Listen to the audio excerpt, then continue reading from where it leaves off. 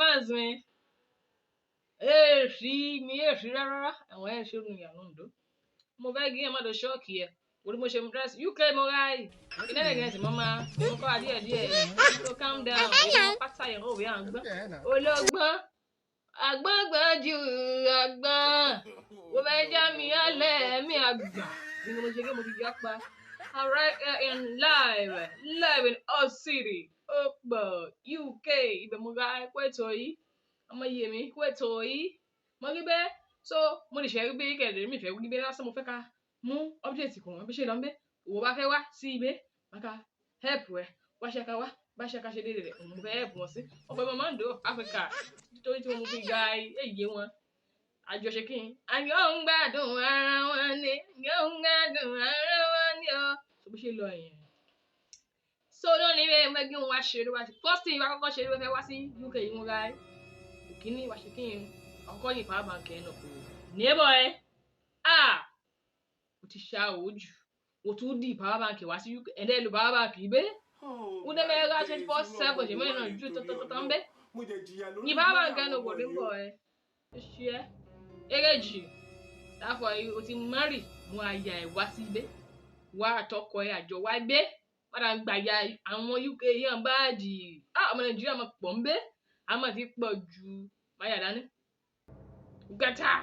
àwọn ẹ̀ ṣe drip on drip ń bẹ́ ẹ̀ka drip èsè fẹ́ gò èsè tẹ́ ẹ lò èsè drip kò òyìnbó wọ́n dá drip kò wọ́n ti jẹun kánú wọ́n drip kan ní wọ́n wọ́n kẹ́ ṣí ẹ́ wọ́n drip ń bẹ́ o ok o ti mọ ẹ náà pátí gbé bọ́ọ̀dì ìwé sá lọ ó wà ń bẹ̀ Saturday jollof rice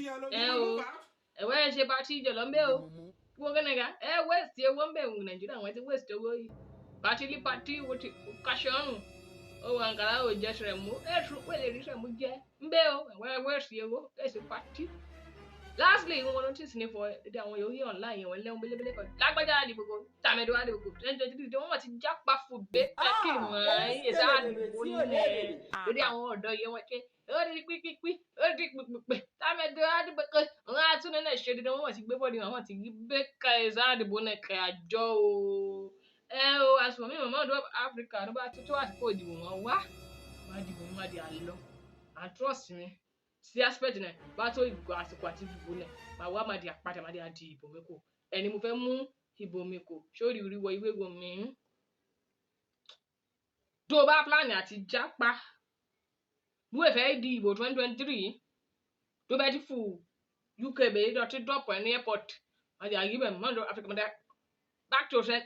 ní sẹ́ndì ẹ̀ padà sí Nàìjíríà kí wọ́n ẹ̀ àwọn àbẹ́ tún Nàìjíríà ẹ̀ ṣe wọ́n gbé bọ́ọ̀dì ẹ̀ good luck all the Japarian in diaspora ẹ̀ ti kọ́ ọmọ òyìnbó níbẹ̀ o ẹ̀ ti kọ́ ọmọ òyìnbó gan o sọ́wọ́n yẹn mi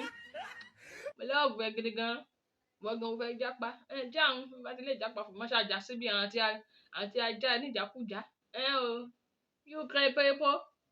yóò kẹ́ in it. Méjì kọ́ òyìnbó búkúbúkú.